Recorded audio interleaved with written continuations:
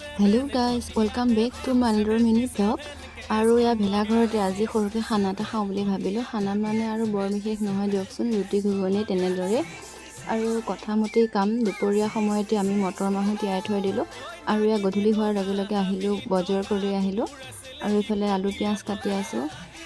তাৰপিছতে ইহঁতকেইজনীয়ে আটা মঠিছে, ৰুটি বেলিছে। তাৰপিছতে মই আকৌ ৰুটিকেইখন পুৰি দিওঁ বুলি আহিলোঁ।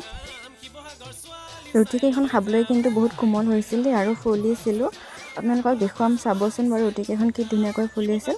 আৰু ৰুটিকেইখন পুৰি হোৱাৰ পাছতে ঘুগুনিখিনি তেল মাৰিব লাগিব যে, সেইকাৰণে ভণ্টিয়ে এইফালে মছলাখিনি খুন্দি দিছে। আৰু দেখিছে নহয় ৰুটিকেইখন কিমান ধুনীয়াকৈ ফুলিছে।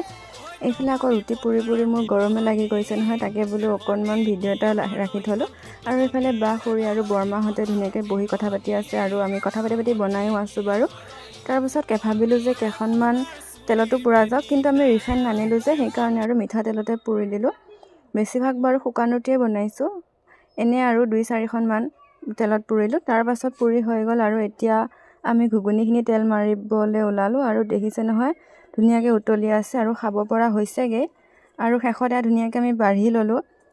আৰু এনেদৰে আৰু সময়বিলাক আমি পাৰ কৰিছোঁ লগৰ কেইজনীৰ লগত।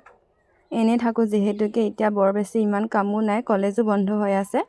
আৰু খাবলৈ ল'লোঁ। আপোনালোকে বাৰু এনেদৰে খানা খায়নে ক'বচোন দেই। যদি মোৰ ভিডিঅ'টো ভাল লাগিছে মৰম দিব। আজিলৈ আহিছোঁ, বাই।